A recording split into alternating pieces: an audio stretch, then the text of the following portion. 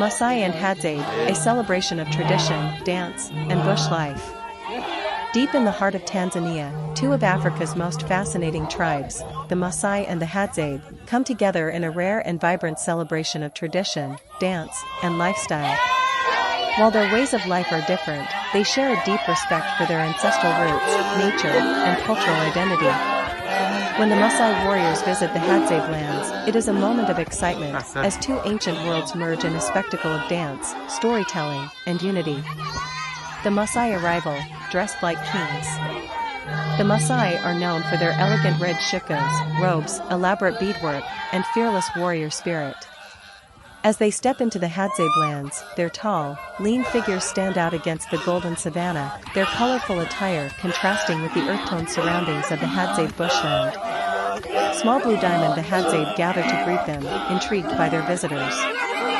Small Blue Diamond the Maasai men, standing tall, hold their long spears and wooden staffs, symbols of strength and protection.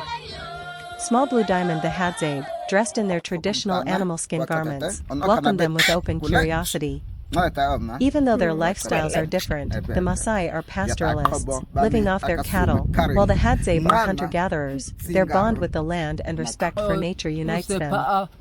The dance begins, the warriors' jumping ritual. The Maasai traditional dance, known as the Adumu or the jumping dance, is the highlight of the gathering. This dance is not just for entertainment, it is a warrior's ritual, a display of strength, stamina, and masculinity. The Maasai warriors form a circle, their deep, rhythmic chants filling the air. One by one, they step into the center, jumping as high as they can, without bending their knees, showcasing their agility and power. The Hadzabe watch in amazement, some joining in, trying to copy the movements, laughing as they experience this energetic display of culture. The Maasai women stand on the side, their colorful beaded necklaces bouncing to the rhythm, as they sing and clap to encourage the men. The higher a warrior jumps, the greater his status in the Maasai community. It is a symbol of pride and skill. The Hadzabe show their own dance and music. Not to be outdone, the Hadzabe decide to share their own traditional performance. Unlike the structured Maasai jumps, the Hadzabe dance is wild and free, reflecting their nomadic, untamed spirit. They play their handmade instruments, clapping, stomping, and moving their bodies in sync with the rhythms of the bush.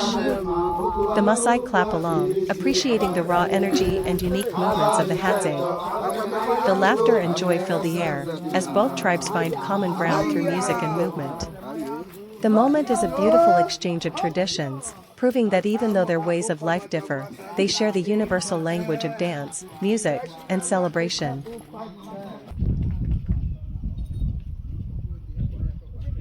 Sharing food, a taste of different lifestyles.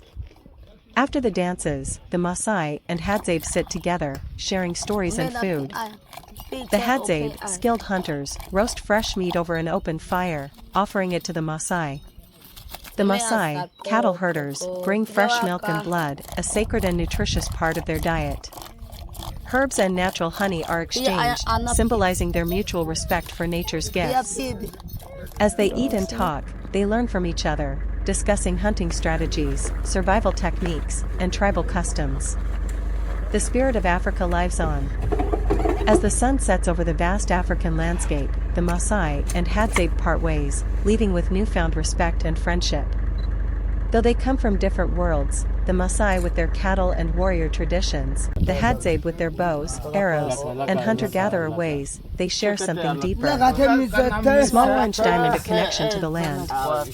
Small Orange Diamond, a love for tradition. Small Orange Diamond, a passion for storytelling and music. Their meeting is a powerful reminder that Africa's ancient cultures continue to thrive, surviving against all odds. Through dance, song, and shared wisdom, the Maasai and Hadzabe celebrate their past, present, and future, as guardians of a heritage that will never fade.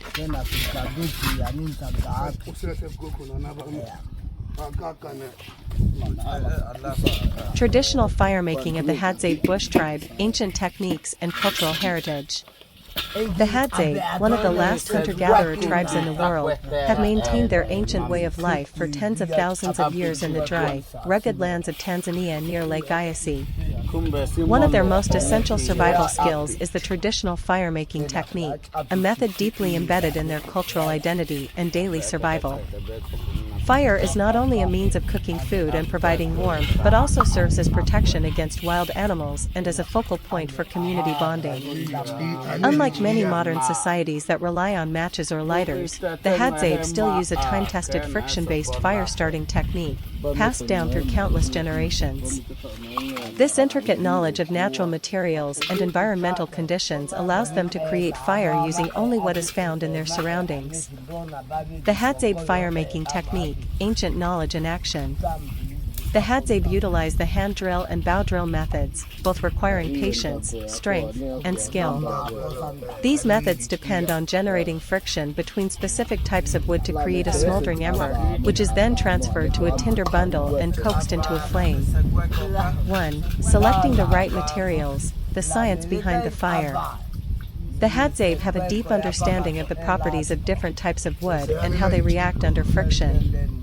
Not all wood types are suitable for firemaking, and choosing the right combination is crucial for success.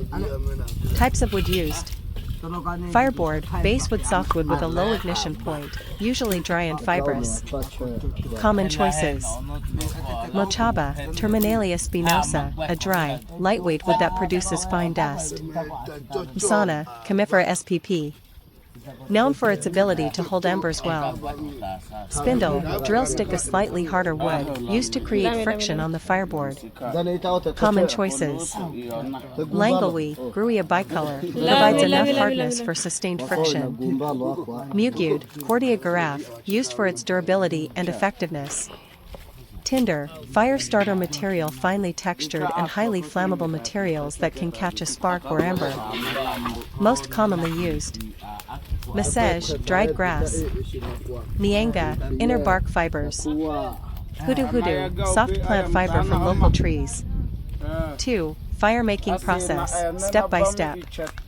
A. Hand drill method, more traditional, requires skill and strength. Preparation of the fireboard. A small depression or notch is carved into the fireboard. This ensures that the spindle stays in place and that wood dust collects properly to form an ember. Spinning the spindle. The spindle is placed upright in the notch. Using both hands, the Hadzabe men rapidly roll the spindle between their palms, applying downward pressure. As the speed increases, heat is generated through friction, producing fine wood dust that begins to smolder, creating an ember. If done correctly, after a few minutes, a tiny ember forms within the accumulate. Ono akanabekwa fe bamia babu kwa ono hama kwa mumisi he ayatina ndio maana kata ono cheta akanabewa ikoeta batakwasa etageke aya ono akanabe hazane gwandonya bamia ono kuzizuwa metezu aya bamia no ba na kwete onene akanabe kwa gwandonya hama na ota akai obe Hadzabe ta fama bam kwa akolati ya hazane kato acheka che kwa kwete zata obi Hadzabe ngaba akwa kakata bitaya ba usapa ata take ena ko be ibako ko obang ai hamana zata ena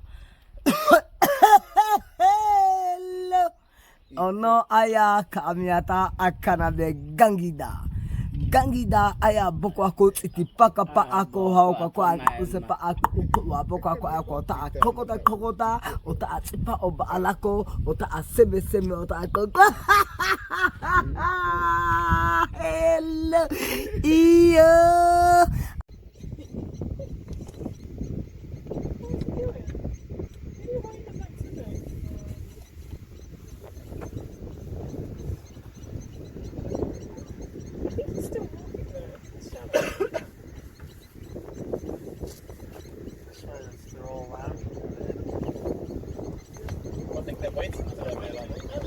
When the lion leaves. The lions are sleeping in the kill.